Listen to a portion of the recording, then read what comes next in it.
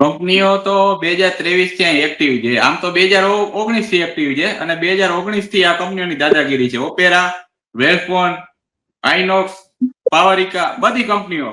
અને ક્યાંક ને ક્યાંક આ કંપનીઓમાં લોકલ નીચેના કોન્ટ્રાક્ટર, પક્ષ વિપક્ષના નેતાઓને આપવામાં આવે. એટલે દાદાગીરી છે. તમારી જાણ ખાતર કહી દો, આ જે કોલવામાં જે લાઈન જાય છે ને ટેબડા ગામથી જાય છે. તો ટેબડા ગામમાં આ લોકોનો વિરોધ થયો હતો. ટેબડા ગામમાં આ લોકોએ ગેરકાયદેસર લાઈન નાખી છે.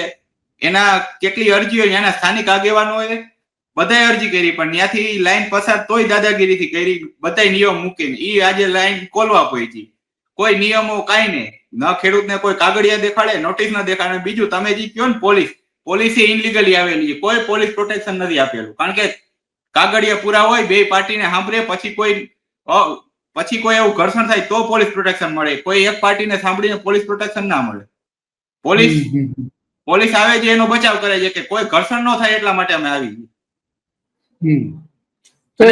મોટાભાગની જગ્યાએ આપણે જોઈએ છીએ, રામદેવજી, મોટાભાગની જગ્યાએ આપણે જોઈએ છીએ કે પોલીસ જે છે એ પાર્ટી બની જતી હોય છે. ખરેખર એનું કામ પ્રોટેક્શન હોય છે, પણ એ કંપની હોતી બોલતી હોય એવું ઘણી બધી જગ્યાએ જોઈએ છે. ત્યાં દ્વારકાથી લઈને કચ્છથી લઈને દક્ષિણ ગુજરાતમાં પણ એ જ રીતે કરી રહી છે.